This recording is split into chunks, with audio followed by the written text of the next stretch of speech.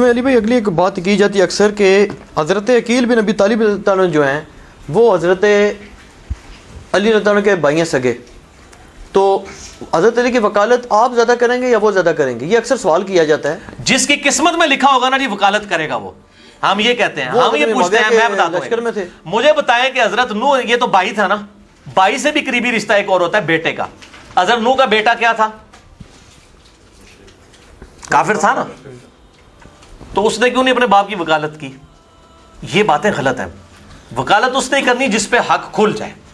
عقیل بن ابی طالب رضی اللہ تعالیٰ عنہ، میں ان کو رضی اللہ تعالیٰ عنہ، صحابی ہیں، ہاں صحابی ہیں، سیدنا علی کے بھائی ہیں، اور آل عقیل بھی اہل بیت میں شامل ہیں. ہم ان کا احترام. مسلم بن عقیل، مسلم بن عقیل، ہاں. آپ مجھے بتائیں عقیل نے اگر یہ کیا تو مسلم بن عقیل نے اپنے باپ کی بات کیوں نہیں مانی؟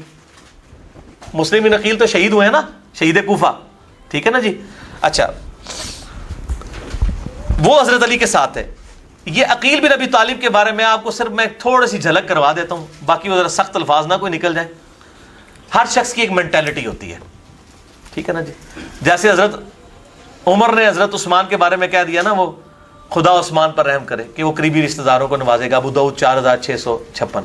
اب میں بھی ایک ورڈکٹ دینے لگا ہوں حضرت عمر کی سنت پہ عمل کرنے کے لیے. صحیح مسلم میں ایک حدیث ہے، یہ میں نے آج تک ویسے کبھی بیان نہیں کی ہے، کر دیں بہت حدیث میں بولا کہ نہ بولا. اچھا، صحیح مسلم میں حدیث ہے کہ نبی صلی اللہ علیہ وآلہ وسلم سے پوچھا گیا کہ آپ یہ حج کے بعد، یہ چائے آئی ہے اور یہ بسکٹ وغیرہ، میں نے بسکٹ نہیں، میں نے صرف چائے تھے رکھو، آپ یہ بتائیے کہ یہ حج کے بعد، شاہ جی میرے الربو چاہ لوں بسکٹ نہ لگ جانا. اچھا یہ بتائیے کہ حج کے بعد آپ مکہ شریف واپس آئیں گے یا مدینے میں ہی رہیں گے؟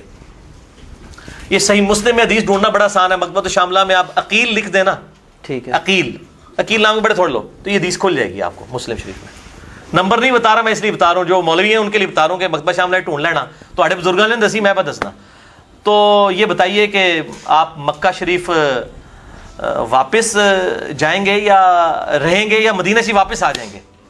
تو آپ صلی اللہ علیہ وسلم نے فرمایا عقیل نے کوئی ہماری جداد چھوڑی ہے مکے میں؟ سب کچھ ہی بیچ کے کھا گیا. تو اس نے کچھ چیز چھوڑی ہو تو ہم مکے میں رہیں. ہمارا تو مکان پورا بنو ہاشم کے ساری جداد بیچ کے کھا گیا ہے عقیل ابن ابی طالب. تو ہم کہاں مکے میں رہیں گے؟ ہم مدینے واپس ہی آئیں گے. یہ میں نے آپ کو ہلکی سی جھلک کروائی ہے ایک مینٹیلٹی کی، ٹھیک نا جی. مینٹیلٹی، تھوڑی سی مینٹیلٹی بتائی ہے.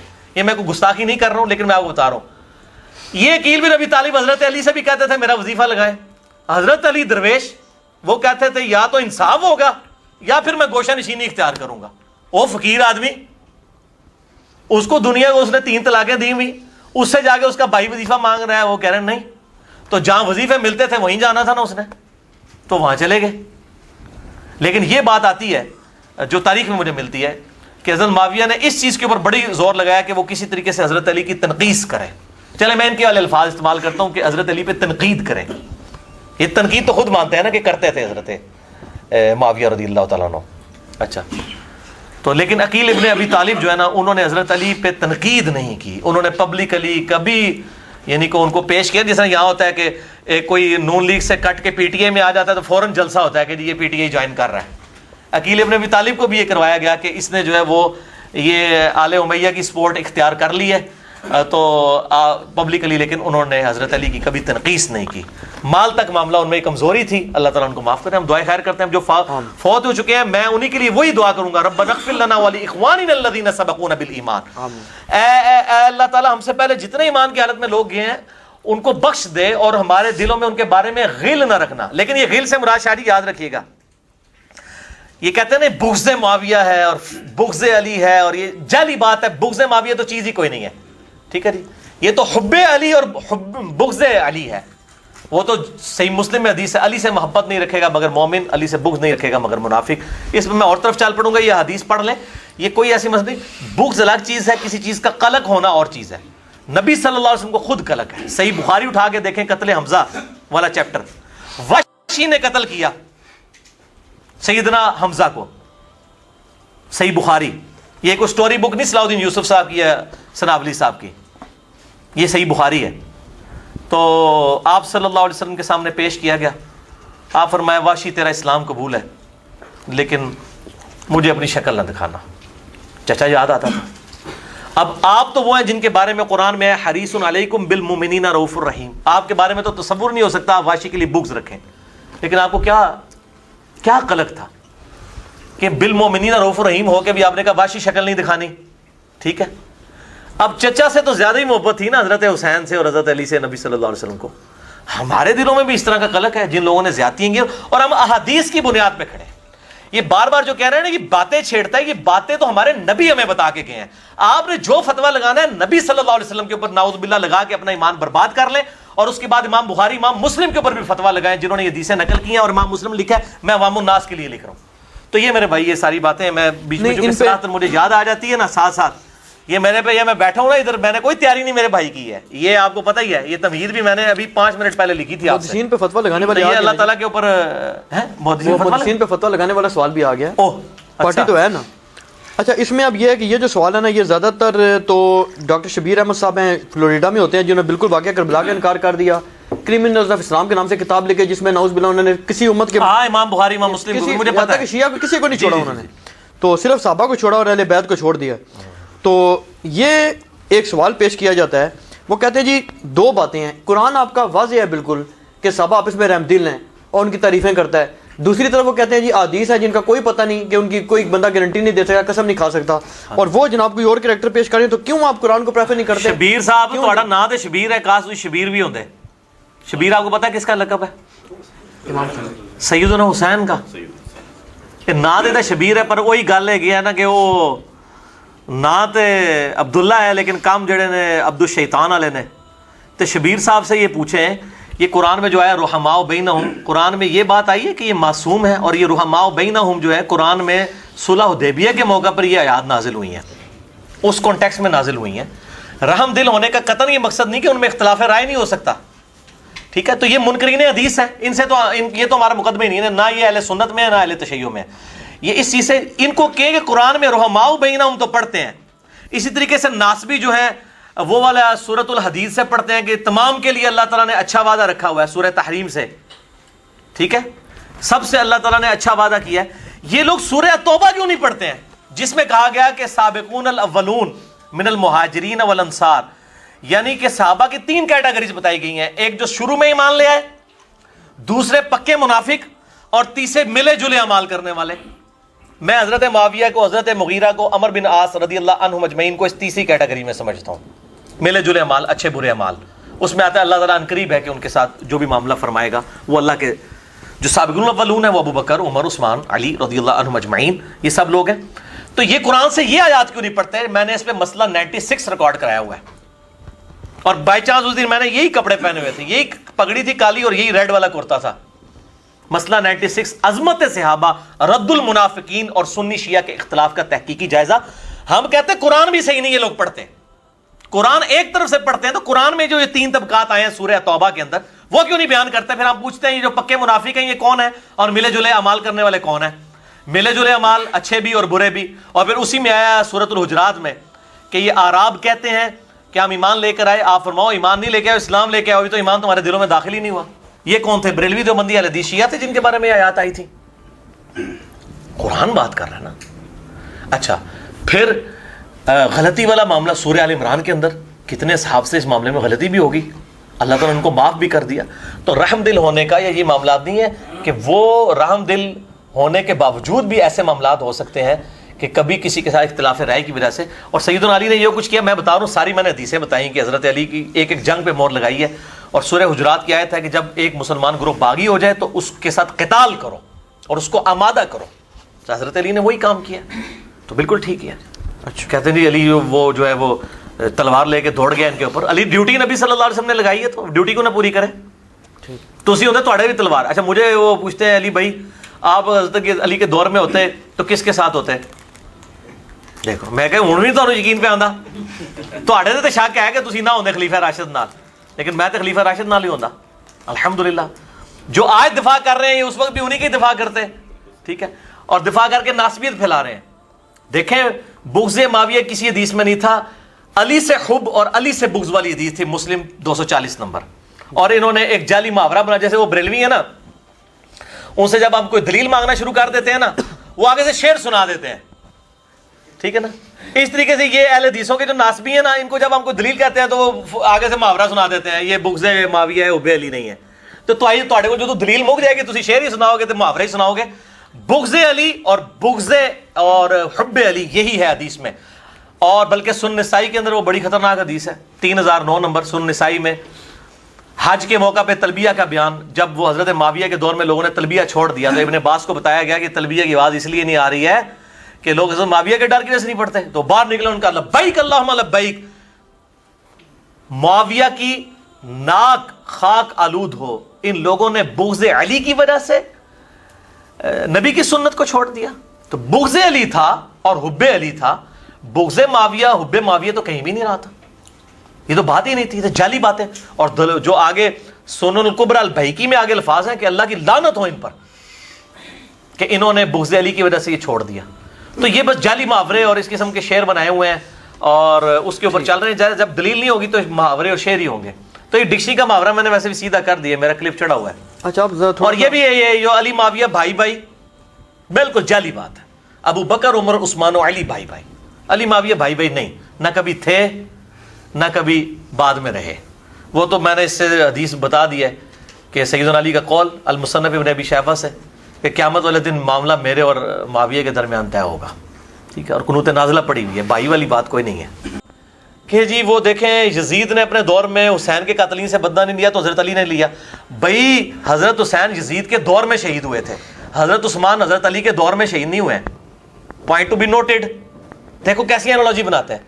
حضرت علی کے دور میں سیدنا عثمان شہید ہوئے ہیں, وہ تو پہلے شہید ہوئے ہیں, جبکہ یزید کے دور میں حضرت حسین شہید ہوئے ہیں. کتنی یہ روند مارتے ہیں, یہاں بھی یہ روند مار رہے ہیں, یہ ناسبی جتنے یہ روند مارتے ہیں. مسئلہ یہ اختلاف ہی نہیں ہے کہ ان کو, اختلاف یہ ہے کہ پارٹی بنا کے جتھا بنا کر خلیفہ راشد کے خلاف فوج بنا کے لڑنے کے لیے آمادہ ہو جانا. یہ ہے اصل میں جو نبی صلی اللہ علیہ وسلم کی حدیث ہے کہ تم میرے بعد بہت اختلاف دیکھو گے. ابو داؤد میں ہے, ترمذی میں ہے, نسائی میں ہے, ابن ماجہ میں ہے کہ آپ صلی اللہ علیہ وسلم نے فرمایا, مشکات میں 165 نمبر ہے, ابو داؤد میں 4607, ترمذی 2676, ابن ماجہ میں 42, میرے بعد بہت اختلاف دیکھو گے اور اس وقت علیکم بسنتی و سنت الخلفاء الراشدین المہدیین, تم پر میری سنت اور میرے خلفاء راشدین کی سنت لازم ہے. اور دین میں بدعتوں سے بچنا, ہر بدعت گمراہی ہے اور ہر گمراہی دوزخ میں لے جانے والی ہے. سنن نسائی میں الفاظ موجود ہیں. یہ تو ہے ہی خلفاء راشدین کے بارے میں کہ ان کے مخالفین بدعت پہ ہوں گے. یہ حدیث کو آ کے نعوذ باللہ پنکچر کر دیتے ہیں حضرت عثمان تک آ کے. وہاں آپ باغیوں کے اوپر بات کریں, کہتے ہیں ہاں جی علیکم بسنتی, یہ بدعتی ہیں. تو جو حضرت علی کے خلاف کھڑے ہوئے ہیں, صرف قصاص کا معاملہ ہوتا نا, اس پہ کوئی اختلاف نہیں ہے. ہم بھی کہتے ہیں, بلکہ حضرت علی سے بڑھ کے کسی کو قصاص تھا کی فکر تھی. حضرت علی تو خلیفہ ہی نہیں تھے بن رہے, انہوں نے کہا معاملہ آپ لوگوں نے بگاڑ دیا ہے, میرے گاٹے فٹ کرنے لگے اور سارا مسئلہ بگاڑ کے. ٹھیک ہے, معاملہ تو فٹ بگڑ چکا تھا بنو امیہ کے گورنروں کی وجہ سے. ٹھیک ہے, تو وہ مسئلہ یہ نہیں تھا, ایشو یہ نہیں تھا. اصل ایشو یہ ہے میرے بھائیوں کہ جو جتھا بنایا گیا نا, جو آج یہاں پہ پاکستان میں بھی کہہ رہے ہیں کہ جی کوئی پرائیویٹائز نہ کرے جہاد کو اور اپنا جتھا بنا کے حکومت سے نہ ٹکرائے. تو جب حضرت علی رضی اللہ عنہ سے قصاص کا مطالبہ تھا تو سیدہ فاطمہ, سیدہ عائشہ رضی اللہ تعالی عنہا علیہ السلام, وہ حضرت علی کے پاس تو آئی نہیں ہے, وہ تو مدینہ شریف میں تھا دارالحکومت. وہ تو اپنی پوری فوج, ان کو بھی عبداللہ بن زبیر لے کے, وہ تو لے کے چلی گئی ہیں بصرہ, خود قانون کو ہاتھ میں لینے کے لیے. تو حضرت علی کو تو مجبوراً وہاں پہ جانا پڑا ہے. تو مسئلہ مطالبے کا نہیں ہے. اچھا اذان کا جواب دے لیں. تو شاہ جی بات کیا ہو رہی تھی اب بیچ میں, وہ ہاں وہ قاتلین عثمان والا, وہ تو معاملہ سیٹل ہو گیا. اس کے بعد کیا تھا؟ ہاں وہ, ہاں جی کہ وہ جو مطالبہ ہے, وہ مطالبے سے کسی کو اختلاف نہیں میرے بھائی. مطالبے سے کس کو اختلاف ہے؟ جتھا بنا کر, پارٹی بنا کر خلیفہ راشد کے خلاف ٹکرا جانا, اس سے اختلاف ہے. اور مولانا مودودی رحمہ اللہ نے بھی المتوفا 1979 عیسوی خلافت و ملوکیت میں ایک جملہ لکھا ہے. میں نے پوری خلافت و ملوکیت میں نا 2 جملے انڈر لائن کیے ہیں. ایک جملہ اس میں سے یہ ہے, انہوں نے کہا حضرت عثمان خلیفہ راشد تھے. خلیفہ اور بادشاہ میں یہی فرق ہوتا ہے, ان کے خلاف پروٹیسٹ ہوا, انہوں نے اپنے لیے تلوار نہیں اٹھائی اپنی ذات کے لیے. ٹھیک ہے, شہید ہو گئے, پروٹیسٹ کرنے دیا, ظاہر صحابہ ہی کر رہے تھے. اگر کوئی شرارتی لوگ اور ہوتے تو وہ کہتے ہیں بارو کتوں لے آنے جے بھرتی کر کے کرائے دے. ان کو بھی پتا تھا کون لوگ پروٹیسٹ کر رہے ہیں, لیکن ان کو یہ نہیں تھا اندازہ کہ یہ لوگ یہ کام ڈال دیں گے.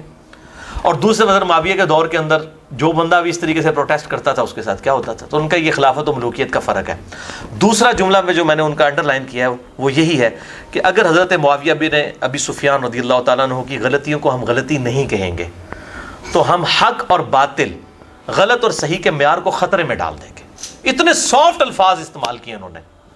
میں کہتا ہوں جی خلافت و ملوکیت سے سافٹ کتاب ہی کوئی نہیں ہے. اور اس کے اندر جو کمزوری تھی ہم نے پوری کر دی ہے اس پمفلٹ کے ذریعے. یہ جو پس منظر لکھتی ہے یہ زمین میں آپ سمجھ لیں اس کا نیکسچر ہے. باقی اس میں بھی جو مجھے اختلاف ہے مولانا مودودی سے، یہ آپ نے پوچھا نا اس مسئلے میں ساتھ ہی مجھے مولانا مودودی سے یہ اختلاف ہے خلافت و ملوکیت میں، جو انہوں نے کہا نا کہ حضرت علی نے جو قاتلین عثمان سے بدلہ نہیں لیا تو یہ ان کی خلافت میں جو مجھے یہ عہدے دیے ہیں، عہدوں کا بھی ذکر آتا ہے. عہدوں کا ذکر، میں بالکل اس چیز کو صحیح مانتا. اس معاملے میں مودودی صاحب کی تحقیق کمپلیٹ نہیں ہے، بالکل ایسا نہیں ہے. اگر یہ ڈیفینیٹ تھا پھر عہدے کیوں دینے تھے، انہوں نے سزا لے کر دینی تھی. یہ بالکل غلط بات ہے. حضرت علی کی توثیق ہے، ٹھیک ہے نا. علی سے محبت نہیں رکھے گا مگر مومن، علی سے بغض نہیں رکھے گا مگر منافق. صحیح مسلم 240 نمبر حدیث. علی کی توثیق ہے ہر جنگ میں. آپ دیکھیں حضرت عثمان کے جو معاملات ہیں نا اس میں اس طریقے سے توثیق نہیں آئی ہے جو حضرت علی کی جگہوں پہ توثیق ہے. تو ہم نبی صلی اللہ علیہ وسلم کی غیبی خبروں کی بنیاد پہ کہتے ہیں کہ حضرت علی کا سٹانس ٹھیک تھا. اور چونکہ جھگڑا ہی حضرت علی کی جنگوں پہ بننا تھا اس لیے حدیثیں اسی کے اوپر میں نے 72 حدیثوں میں جمع کی ہیں. جنگ جمل کے اوپر وہ جو حدیث اتنی مشہور ہے مسند احمد کی کہ میری بیوی پہ کتے بھونکیں گے، ہو پہ اماں عائشہ پہ بھونکے تو رونا شروع کر دیا. واپس جانے لگی تو ابن زبیر کے جی اماں صلح کے لیے لے کے جا رہے ہیں، اور بعد میں پوری زندگی روتی تھی، دوپٹہ دار ہو جاتا. ان کے الفاظ ہیں کہ میں نے نبی صلی اللہ علیہ وسلم کے بعد کی بدعت کی ہے. احدثہ کے الفاظ ہیں. اس کا کیا حوالہ ہے؟ یہ میں نے اس کے اندر لکھا ہے میرے بھائی. اچھا سے آپ نے یہ پمفلٹ نہیں پڑھتے، یہ سمندر ہے. کئی لوگوں نے یہ پمفلٹ جو ہے نا اس کو سمجھا کہ شاید یہ اسی طریقے سے لکھ دیا گیا. میرے بھائی اس پمفلٹ کے اندر یہ حدیث جو ہے نا جی وہ المصنف ابن ابی شیبہ میں ہے 37,772. البانی صاحب صحیح کہتے ہیں اس کو، شیخ زبیر علی زئی صاحب بھی. اور میں نے البانی صاحب کے پورے کامنٹس نقل کیے ہیں کہ حضرت عائشہ پوری زندگی شرمندہ تھی اس بات کے اوپر، ان کا دوپٹہ تار ہو جاتا تھا. اس کے کئی الفاظ تو بخاری میں کتاب الجنائز میں موجود ہے، میں نے اس کا بھی ریفرنس دیا ہے. تو وہ بعد میں شرمندہ رہی ہیں، حضرت علی نے ان کو معاف بھی کر دیا. حضرت طلحہ جنگ چھوڑ گئے، ان کو مروان نے قتل کیا، المستدرک للحاکم کی میں نے روایت ڈالی ہے. حضرت زبیر جنگ چھوڑ گئے، ان کو حضرت علی کے ایک فوجی نے جا کے قتل کیا تو حضرت علی نے کہا میں تجھے دوزخ کی بشارت سناتا ہوں سیدنا زبیر کو. تو یہ لوگ تو جنگیں چھوڑ گئے تھے. ان لوگوں نے تو مطلب اسی تو جنگ جمل ہار گئے تھے نا یہ لوگ، ٹھیک ہے. تو جنگ جمل میں جو لوگ آئے، جنگ صفین میں، صفین کے بارے میں بخاری کی جو حدیث ہے جو شیخ زبیر صاحب کہتے تھے علی بھائی میں کہاں پڑھتا ہوں یہ حدیث پڑھتا ہوں بخاری 2812 کہ عمار کو وہ باغی جماعت قتل کرے گی، عمار ان کو اللہ کی طرف بلائے گا، وہ جماعت دوزخ کی طرف بلانے والی ہوگی. نعوذ باللہ. جنت اور اللہ کی طرف دونوں الفاظ ہیں، بخاری 2812، اور وہ دوزخ کی طرف. وہ کہتے ہیں میں اس کی کیا تعویل کروں. اب وہ تو اب پتہ ہے مسند احمد کی اتنی روایتیں ہیں کہ کس نے ابو الغادیہ نے شہید کیا ہے جو کہ اصحاب شجرہ میں سے تھا. اور البانی صاحب نے اس کے اوپر کمنٹس کیے ہیں کہ کچھ لوگ کہہ رہے ہیں کہ خیر ہے اس نے کر دیا ہے تو اصحاب شجرہ میں سب بخشا جائے گا. انہوں نے کہا نعوذ باللہ، یہ آپ کیا کام کر رہے ہیں. نبی صلی اللہ علیہ وسلم تو اس کے بارے میں کہہ رہے ہیں مار کا مال لوٹنے والا اور جو ہے قتل کرنے والا دوزخ میں ہے. اس حدیث کو شیخ زبیر صاحب نے کھینچ تان کے ضعیف ثابت کیا ہے. اور میں نے شیخ زبیر صاحب سے فون پہ بات کی، میں نے کہا شیخ صاحب یہ آپ نے یہ حدیث صحیح ثابت تو آپ سے نہیں ہوئی ہے. مجھے بھی تو علمی بحث پڑھ کے پتہ چل گیا کہ کمزور ہے. شیخ علی بھائی میرے تو 3 دن پسینے چھوٹے رہے ہیں اس کو ضعیف ثابت کرنے کے لیے. میں نے کہا کیوں؟ کہتے ہیں مسند ابو الغادیہ موجود ہے مسند احمد میں، ابو الغادیہ رضی اللہ تعالیٰ عنہ سے احادیث ہے، تو میں نے ان کا دفاع کرنا تھا تو میں تو اس حدیث کو کیسے صحیح مانوں. میں نے کہا دفاع ہم بھی رضی اللہ تعالیٰ عنہ کہتے ہیں، غلطی اپنی جگہ، ٹھیک ہے، لیکن تخصیص آ جائے گی. شیخ البانی نے حدیث حوض پہ سیدہ عائشہ کے جو معاملات ہیں لکھا، وہ کہتے ہیں مجھے حیرانگی ہے کہ شیعہ تو 12 کو معصوم مانتے ہیں نا، اور یہ سنی سارے صحابہ کو معصوم مان رہے ہیں اور ان کو جو اس طرح کی بات کر رہے ہیں. مانے غلطی ہوئی ہے، سیدھی سی بات ہے. غلطی کا بیان جو ہے وہ کوئی گستاخی نہیں ہے. حضرت آدم کی غلطی کا بیان جو ہے، اس کے بعد لعنت کرنا، سب و شتم کرنا. البانی سے بڑا کون ہے اہل سنت کی اہل حدیث. اور مجھے تو اب ڈر لگ رہا ہے اور میں نے یہ پریڈکشن کر دی کہ اہل حدیث ان قریب اسے نکال دیں گے. میں نے شیخ البانی کو نام دیا دور حاضر میں اہل بیت کی محبت کا امام شیخ محمد ناصر الدین البانی المتوفی 1999 عیسوی. تو ان کا سٹانس ٹھیک تھا، مطالبہ کرنا چاہیے تھا. حضرت علی خود بھی اس حق میں تھے. حضرت علی اتنا عرصہ تک حضرت عثمان کو بھی سمجھاتے رہے. مسئلہ یہ ہے کہ جتھا کیوں بنایا. اب میں پوچھتا ہوں کہ حضرت عائشہ نے یہ سارا جب یہ تماشا ہوا جمل والا، اس کے بعد حضرت عائشہ کتنے سال زندہ رہی ہیں؟ 58 ہجری میں فوت ہوئی ہیں. یہ 37 ہجری کا واقعہ ہے، تقریباً آپ سمجھ لیں 20 سال تک۔ اس 20 سال میں کبھی اما عائشہ نے دوبارہ قتل عثمان کے مطالبے کا ذکر کیا؟ ان کو پتا چل گیا تھا یہ پیچھے کیا تھی انٹینشن۔ ادھر بھی صفین کے اوپر حدیثیں موجود ہیں، نہروان کے اوپر بخاری اور مسلم میں پورے پورے چیپٹر ہیں کہ امت کے بہترین لوگ ہوں گے جو قتل کریں گے خوارج کو۔ حضرت علی کے پیچھے تو حدیثیں کھڑی ہیں، نبی صلی اللہ علیہ وسلم کی پریڈکشنز کھڑی ہوئی ہیں، لہٰذا حضرت علی کو تو سرٹیفکیٹ ملا ہوا ہے کہ ان کی جنگ حق پر ہے۔ بلکہ ان کو کیا سرٹیفکیٹ؟ صحیح مسلم کی حدیث علی سے محبت نہیں رکھے گا مگر مؤمن، علی سے بغض نہیں رکھے گا مگر منافق۔ ان کی محبت لٹمس ٹیسٹ ہے ایمان کا۔ مطالبے سے میں اختلاف نہیں ہے، جتھا بنا کے پارٹی بنا کے اس طریقے سے کرنا، اس چیز سے اختلاف ہے۔ تو اس میں ریٹ آف دا گورنمنٹ تو قائم ہوگی۔ حضرت علی کی ذمہ داری تھی کہ جو جتھا بنائے گا اور ایک اس ریاست سے جو 3 براعظموں میں پھیلی ہوئی ہے، ایک صوبے کا گورنر اٹھ کے جو ہے وہ ٹکراؤ کرنے کی کوشش کرتا ہے اور چند لوگ اکٹھے ہوتے ہیں، تو ریٹ آف دا گورنمنٹ تو قائم ہوگی۔ ان کو تو حدیث سے پتہ تھی۔ اور یہ جو حدیث ہے، چھوڑ دیں یہ حدیث جو مسند احمد میں موجود ہے، شعیب ارنوت بھی صحیح کہتے ہیں، سنن نسائی الکبریٰ میں موجود ہے، غلام مصطفیٰ زئی صاحب خود صحیح کرتے ہیں، کہتے ہیں اس حدیث کو کہ نبی صلی اللہ علیہ وسلم اپنی ایک بیوی کے گھر سے نکلے تو جوتی ٹوٹ گئی، تو آپ صلی اللہ علیہ وسلم نے اپنی جوتی اتار کے سیدنا علی کو دی، وہ گانٹنا شروع کر دی انہوں نے۔ نبی صلی اللہ علیہ وسلم تھوڑا آگے جا کے کھڑے ہو گئے کہ چلو علی کا انتظار کرو، اور اس دوران گفتگو کی حضرت ابوبکر عمر بھی موجود تھے۔ آپ نے کہا کہ دیکھو اللہ تعالیٰ نے مجھے دعوت حق دے کر مبعوث کیا، لوگوں نے میرا انکار کیا، ایز اے لاسٹ ریزارٹ مجھے قرآن کو منوانے کے لیے تلوار اٹھانی پڑی، اور تم میں سے ایسا بھی شخص ہے، ایسا خوش نصیب شخص کہ جسے مسلمانوں کو قرآن منوانے کے لیے، کس کو؟ مسلمانوں کو، نبی صلی اللہ علیہ وسلم نے خود سرٹیفکیٹ دے دیا ہے۔ خوارج بھی مسلمان ہی تھے، تعویل کی غلطی لگی ہوئی تھی، اہل جمل بھی مسلمان ہی تھے، اہل صفین بھی مسلمان ہی تھے، ہم ان کو کافر و منافق نہیں کہتے۔ مسلمانوں کو قرآن منوانے کے لیے مسلمانوں کے خلاف تلوار اٹھانی پڑے گی۔ حضرت ابوبکر کہتے ہیں یا رسول اللہ میں ہوں، حضرت عمر کہتے ہیں میں ہوں۔ آپ نے فرمایا بلکہ وہ شخص جو میری جوتیاں گانٹ رہا ہے۔ صحابہ دوڑے نبی صلی اللہ علیہ وسلم کی بات سن کے حضرت علی کے پاس، اور کہا آپ کے لیے اتنی بڑی بشارت ہے کہ آن دا بہاف آف پروفٹ آپ یہ کام کریں گے۔ حضرت علی مسکرا پڑے۔ صحابہ کہتے ہیں ہم سمجھ گئے کہ حضرت علی کو یہ بات پہلے ہی سے پتہ تھی کہ میں نے یہ کام کرنا ہے۔ اور پائی جی ڈیوٹی لا کے گیا نبی صلی اللہ علیہ وسلم خود، انہوں یہ شک ہوئے گا کہ منو جمل کرنی چاہیے، صفین کرنی چاہیے، نہروان کرنی چاہیے، اس کے پیچھے تو نبی کھڑا ہوا ہے۔ تو یہ دھوکے دیتے ہیں، یہ روند مارتے ہیں، بھائی یہ دلائل النبوہ ہیں، نبی صلی اللہ علیہ وسلم کی نبوت کی خبریں ہیں۔ اور پھر یہ المصنف ابن ابی شیبہ سے لے کے آتے ہیں کہ سیدنا علی پچھتاتے تھے کاش میں جمل سے 20 سال پہلے فوت ہو گیا ہوتا۔ اور یار یہ دردناک چیپٹر تو پڑھو، وہ اسی طرح پچھتاتے تھے۔ وہ پچھتانا یہ نہیں ہے کہ مجھ سے غلطی ہوئی ہے، وہ پچھتاتے اس طرح تھے جس طرح قرآن میں آتا ہے سورہ مریم میں کہ حضرت مریم پچھتاتی تھی، جن کے پاس حضرت جبرائیل خوشخبری لے کے آئے بیٹے کی خوشخبری لائے نا، سورہ مریم پڑھ کے دیکھیں، جس نے فرشتہ سامنے دیکھ لیا، اللہ کی بشارت دیکھ لیا، اب اس کو کوئی شک رہ گیا؟ بتائیں مجھے۔ اچھا، اس کے بعد آتا ہے ان کو حمل ٹھہر گیا، وہ ایک درخت کے نیچے جا کے بیٹھی اور وہاں کہتی کاش میں بہت پہلے ہی مر کے مٹی ہو چکی ہوتی، نسیم منسیہ ہو چکی ہوتی، لوگ مجھے بھول چکے ہوتے، میں اس حالت پہ تو نہ پہنچتی۔ اس کا مطلب حضرت مریم کو شک تھا جی، ناسبیو، حضرت مریم کو اللہ اور جبرائیل پہ شک تھا۔ ان کو پتا تھا کہ اس میں جبرائیل کہتا ہے کہ آپ کے بیٹے کو ہم نشانی بنانے والے ہیں۔ یہ بحثیت انسان وہ انہوں نے یہ دکھ کیا کہ ٹھیک ہے اللہ تعالیٰ نے مجھے چنا تو صحیح، لیکن ان کو ایک خدشہ تھا کہ اتنی بڑی آزمائش میرے اوپر آئی ہے، اس آزمائش سے میں کیسے نکلوں گی؟ لوگ تو کہیں گے یہ بچہ کہاں سے اٹھا کے لے، اس کی تو شادی نہیں ہوئی ہے۔ انسان ہونے کی حیثیت انسان کو پریشانی تو ہوتی ہے۔ نبی صلی اللہ علیہ وسلم نہیں پریشان ہوئے جب پہلی وحی نازل ہوئی ہے، بخاری اور مسلم میں آتا ہے۔ کبھی تاری ہو گئی، حضرت خدیجہ نے اڑا دیا، ورقہ بن نوفل کے پاس لے گئے۔ انسان جو ہے شریف النفس آدمی کے ساتھ یہ ہوتا ہے۔ تو حضرت علی جو ہے وہ حضرت مریم جو کہتی تھی میں نسیم منسیہ، کاش پہلے ہی مر چکی ہوتی میں، حضرت علی جو کہتے تھے کاش پہلے مر چکی ہوتا میں، اس سے پہلے 20 سال پہلے، وہ اس لیے کہ علی کے درد کو سمجھے۔ واللہ میں اکیلے میں سوچتا ہوں مجھے حسین پہ اتنا رونا نہیں آتا جتنا علی کے اوپر آتا ہے۔ اس شخص کو دیکھیں جس نے سب سے پہلے اسلام قبول کیا، جامع ترمذی کی حدیث ہے زید ابن ارقم سے کہ سب سے پہلے علی نے اسلام قبول کیا ہے حضرت خدیجہ کے بعد، پھر زید ابن حارثہ نے، اور پھر ابوبکر صدیق نے۔ یہ ترتیب ہے ان کی زمانی۔ یہ تو جعلی ہے نا جی، بچوں میں زید، عورتوں میں ختیجہ، تاکہ علی دا ٹائٹل چھین لیا جائے، یہ اس لیے کیا ہے۔ نہ علی نے کیا اسلام پہلے قبول۔ کتنی حدیث موجود ہیں، المستدرک الحاکم کے اندر، سنن نسائی الکبریٰ کے چیپٹر خصائص علی کے اندر موجود ہیں، جامع ترمذی میں موجود ہیں۔ آپس میں تو اکٹھا تو نہیں کسی نے کلمہ پڑھا، آپس میں ترتیب موجود ہے۔ تو حضرت علی جس نے سب سے پہلے اسلام 7-8 سال کی عمر میں قبول کیا، باقی تو کافر سے مسلمان ہوئے ہیں۔